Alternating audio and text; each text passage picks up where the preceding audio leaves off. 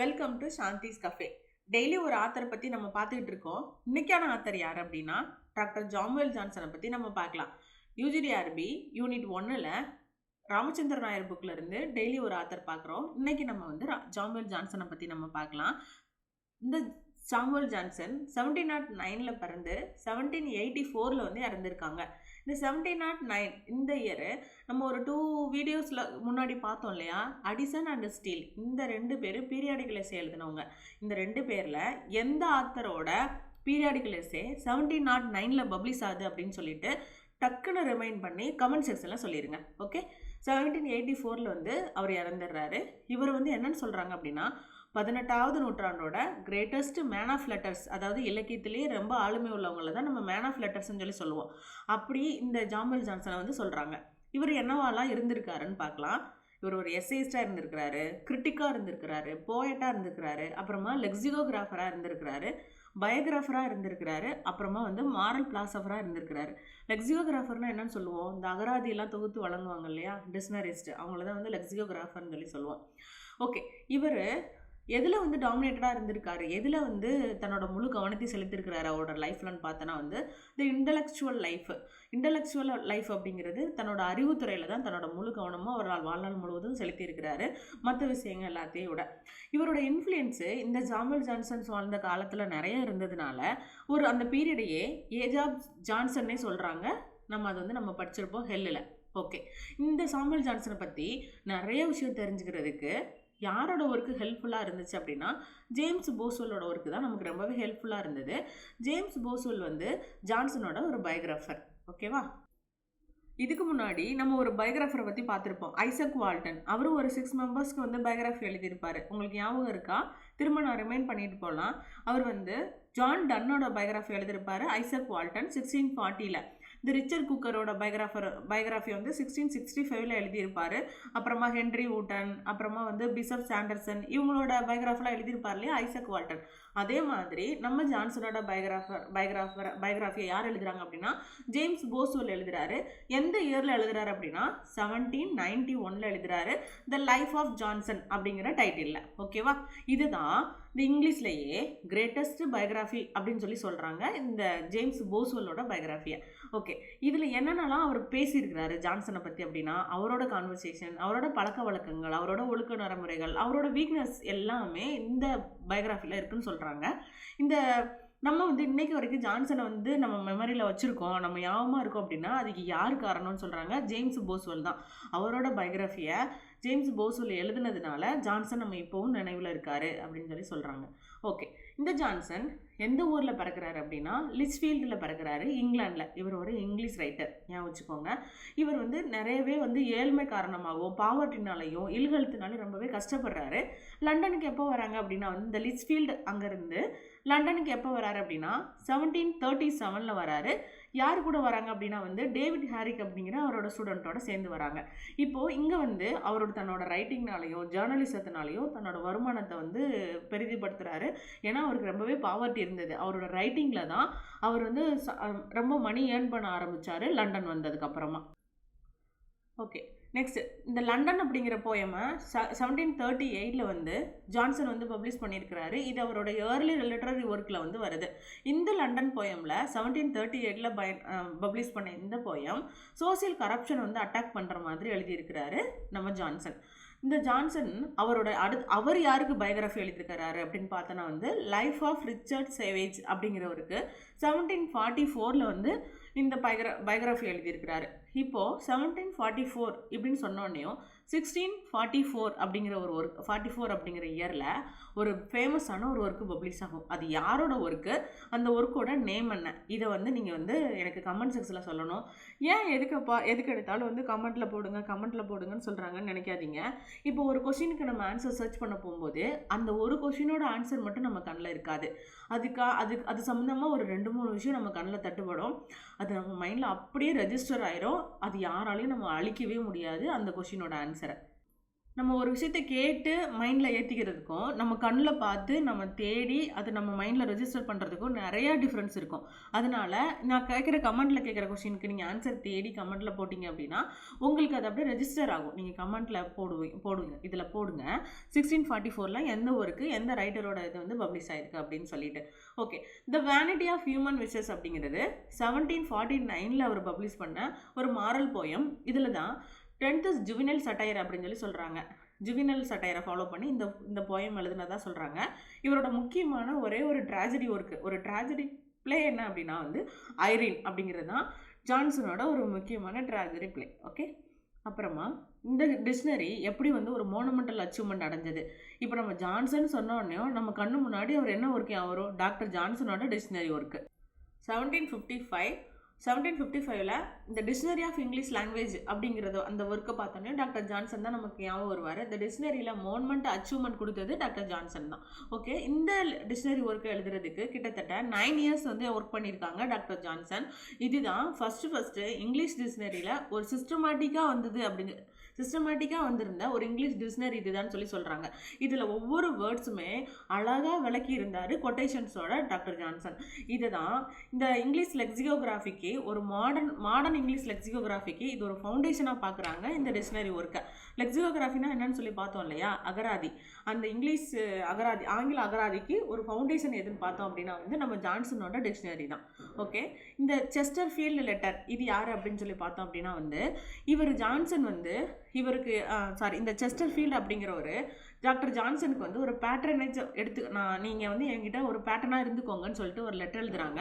ஆனால் ஜான்சன் வந்து அது என்ன பண்ணுறாரு அப்படின்னா வந்து ரிஜெக்ட் பண்ணிடுறாரு. பொதுவாகவே ஒவ்வொரு போய்ட்டுக்கும் ஒரு பேட்டர்ன் இருப்பாங்க, நம்ம படிச்சிருப்போம். யார்? நம்ம சாசருக்கு யார் இருப்பா? ஜான் ஆஃப் ஹண்ட் வந்து பேட்டர்னாக இருப்பார். அப்போது இந்த மாதிரி இந்த ஜான்சனுக்கு செஸ்டர்ஃபீல்டு வந்து நான் இருக்கேன்னு சொல்லி எழுதுறாங்க. ஆனால் டாக்டர் ஜான்சன் அதை வந்து ரிஜெக்ட் பண்ணுறாரு, வேணாம் அப்படின்னு சொல்கிறாங்க. இவர் எதுக்காண்டி அதை ரிஜெக்ட் பண்ணுறாருன்னா, ஒவ்வொரு ரைட்டர்ஸும் ஒவ்வொரு போய்ட்டும் ஒரு இண்டிபெண்டன்ஸாக இருக்கணும் எழுத்துக்கள்ல, மற்றவங்களை டிபெண்ட் பண்ணி இருக்கக்கூடாது, எக்கனாமிக் வைஸாகவும் சரி அல்லது வந்து எழுத்துக்கள் வைஸாகவும் சரின்னு சொல்லி சொல்கிறாங்க. இது இந்த லிட்ரரி ஹிஸ்ட்ரியிலேயே, ஆங்கில இலக்கிய வரலாற்றிலேயே ஒரு ஃபேமஸான லேண்ட்மார்க்காக அமைது இவரோட இந்த ஆக்டிவிட்டீஸ்.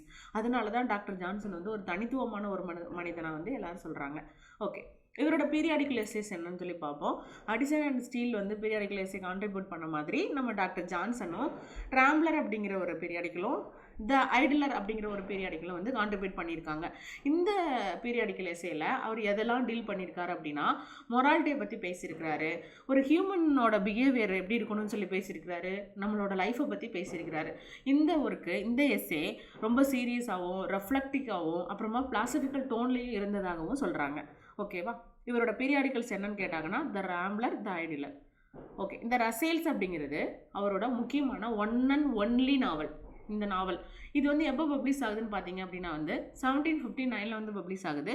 இது வந்து ஒரு ஃபிலாசபிக்கல் நாவல் இந்த ரசேல்ஸ் அப்படிங்கிறது. இது எதை பற்றி பேசுது இந்த நாவல் அப்படின்னு பார்த்தீங்கன்னா, ஒரு மனுஷனோட மகிழ்ச்சிக்கான சந்தோஷத்தை தேடுற மாதிரி.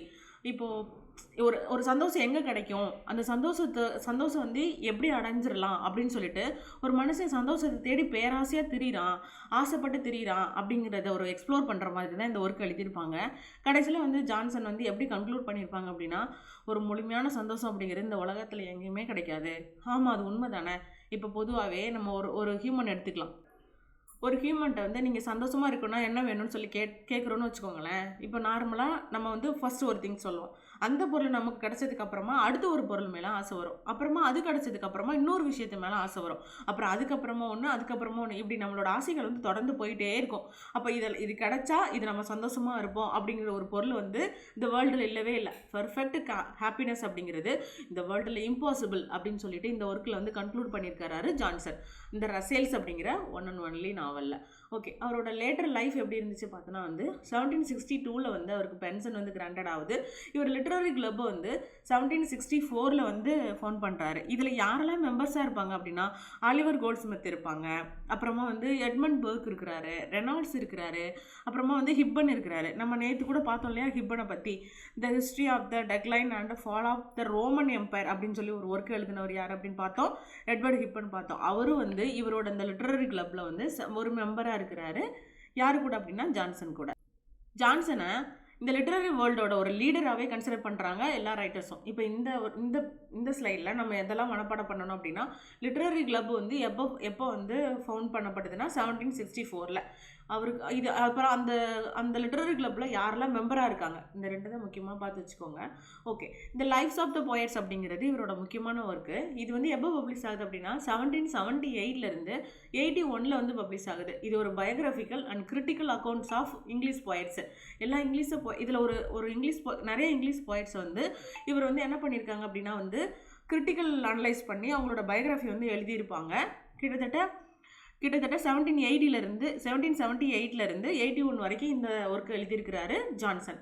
இதுதான் லிட்டரரி கிரிட்டிசத்திலேயே one of the greatest work அப்படின்னு சொல்லி சொல்கிறாங்க இந்த சாமுவல் ஜான்சனோட இந்த லைஃப்ஸ் ஆஃப் த போயட்ஸ் அப்படிங்கிற ஒர்க்கை. இப்போது இவரோட முக்கியமான இன்னொரு ஒர்க்கு வந்து நான் இதில் ஸ்கிப் பண்ணிட்டேன். இது நான் இப்போ சொல்கிறேன், நீங்கள் நோட் பண்ணிக்கோங்க. 1765 எழுதின ப்ரிஃபேஸ் டு தி ஷேக்ஸ்பியர் அப்படிங்கிற இந்த ஒர்க்கில் இருந்து இப்போ 2026 ஜனவரி நடந்த நெட் எக்ஸாமில் கொஷின் நம்பர் 117 117 வந்து ஒரு கொஷின் கேட்டிருந்தாங்க. அந்த கொஷினில் என்ன கேட்டிருந்தாங்க அப்படின்னா, சாமுவல் ஜான்சன் எதை வந்து இந்த ப்ரிஃபேஸ் டு த ஜான்சனோட ஒரு முக்கியமான ஒர்க்கு வந்து நான் திரும்ப இந்த இடத்துல சொல்கிறேன், அது ஒரு ஸ்லைடில் இல்லை. 1765 ப்ரிஃபேஸ் டு ஷேக்ஸ்பியர் அப்படின்னு சொல்லிட்டு சாமுவல் ஜான்சன் வந்து ஒரு ஒர்க் எழுதியிருக்காங்க. அந்த ஒர்க்கில் இருந்து 2026 நெட் எக்ஸாமில் கொஷின் நம்பர் 117 ஒரு கொஷின் வந்திருந்தது. என்ன கொஷின் அப்படின்னா, இந்த ஜான்சனோட இந்த ப்ரிஃபேஸ் டு ஷேக்ஸ்பியரில் எந்த யூனிட்ஸை வந்து அவர் ஆப்ஷனல் டிவைசஸாக சொல்லியிருக்கிறாரு அப்படின்னு சொல்லி கொஷின் கேட்டிருந்தாங்க. அதுக்கு ஆப்ஷன் என்னவாக இருந்ததுன்னா, unity of action and place, அப்புறமா unity of place and time, அப்புறமா unity of action only, unity of place and time அப்படின்னு சொல்லிட்டு கொஸ்டின் கேட்டிருந்தாங்க, ஆப்ஷன் கொடுத்துருந்தாங்க. இப்போது இந்த கொஷினில் நம்ம என்ன அண்டர்ஸ்டாண்ட் பண்ணிக்கணும் அப்படின்னா, அரிஸ்டாட்டில் என்ன சொல்லியிருப்பாரு, ஒரு ட்ராமானா ஒரு ட்ராஜடினா அல்லது ஒரு ட்ராமானா 3 யூனிட்டிஸை வந்து நம்ம வந்து ஃபாலோ பண்ணணும்னு சொல்லியிருப்பாரு. என்ன 3 யூனிட்டிஸ் அது? Unity of action, unity of place, அப்புறமா யூனிட்டி ஆஃப் டைம். இந்த மூணுமே வந்து ஃபாலோ பண்ணணும்னு சொல்லியிருப்பாரு அரிஸ்டாட்டில். இப்போது ஆனால் அரிஸ்டாட்டில் எதுக்கு ரொம்ப இம்பார்ட்டன்ட் கொடுத்துருப்பாரு அப்படின்னா, யூனிட்டி ஆஃப் ஆக்ஷனுக்கு மட்டும்தான் இம்பார்ட்டன்ட் கொடுத்துருப்பாரு. Unity of place and time அது ரெண்டும் வந்து அவர் பெருசாக இம்பார்ட்டண்ட்டாக சொல்லியிருக்க மாட்டார். ஆனால் நம்ம ஷேக்ஸ்பியர் என்ன பண்ணியிருப்பாரு, மேக்ஸிமம் அவரோட பிளேஸில் ட்ராமாஸ்லலாம் வந்து எதுலேயுமே வந்து இந்த 3 யூனிட்டியை வந்து ஃபாலோ பண்ணியிருக்கவே மாட்டார். டெம்பஸில் வந்து கொஞ்சம் ஃபாலோ பண்ணுறதா சொன்னாங்க. இப்போ 3 யூனிட்டிஸும் ஃபாலோ பண்ணி ட்ரைடன் தன்னோட ஆல்ஃபாரில் வந்து அழகாக கொடுத்துருப்பாரு. Unity of time, place, action இந்த மூணுமே வந்து அந்த ட்ரைடனோட ஆல்ஃபார் லெவலில் வந்து கொண்டு வந்திருப்பாரு நம்ம ட்ரைடன். இப்போது ஷேக்ஸ்பியருக்கு வரலாம். இந்த ஷேக்ஸ்பியர் இவர் இப்படி வந்து unity of action, place, time இந்த மூணையும் யூஸ் பண்ணாமல் எழுதியிருக்கிறாருல, இது சரிதான் அப்படின்னு சொல்லிட்டு இந்த நம்ம ஜான்சன் ஷேக்ஸ்பியருக்கு வந்து டிஃபெண்ட் பண்ணுறாரு. என்ன டிஃபெண்ட் பண்ணுறாரு அப்படின்னா, யூனிட்டி ஆஃப் டைமும் யூனிட்டி ஆஃப் பிளேஸும் இது நம்ம வந்து வேரி ஆகலாம். இப்போ ஒரு நாளைக்கு வந்து தான் ஒரு நாளில் வந்து அந்த ஒரு ப்ளே முடியணும்னு அவசியம் இல்லை. அந்த 24 ஹவர்ஸில் வந்து முடியணும்னு அவசியம் இல்லை. ஒரே இடத்துல தான் வந்து ஒரு ப்ளே நடக்கணும்னு அவசியம் கிடையாது. இது வந்து நம்மளோட விருப்பத்துக்கு ஏற்ற மாதிரி நம்ம மாற்றிக்கலாம் அப்படின்னு சொல்லிட்டு ஷேக்ஸ்பியருக்கு சப்போர்ட் பண்ணுறாரு ஜான்சன். அதனால எந்த 2 ஆப்ஷனல் டிவைசஸ் வந்து யூஸ் பண்ணலாம் அப்படின்னு சொல்லியிருக்காரு அப்படின்னா, யூனிட்டி ஆஃப் பிளேஸ் அப்புறமா யூனிட்டி ஆஃப் டைம் இந்த ரெண்டையும் வந்து நம்ம இஷ்டத்துக்கு சேஞ்ச் பண்ணி யூஸ் பண்ணிக்கலாம், இது கட்டாயம் இல்லை அப்படின்னு சொல்லி டாக்டர் ஜான்சன் வந்து ஷேக்ஸ்பியருக்கு டிஃபெண்ட் பண்ணதாக இந்த கொஸ்டின் இருந்தது. ஓகேவா? இந்த கொஸ்டின் புரிஞ்சிருக்குன்னு நம்புகிறேன். உங்களுக்கு தெரியல அப்படின்னா வந்து கமெண்ட்டில் கேளுங்க, நான் எக்ஸ்பிளைன் பண்ணுறேன்.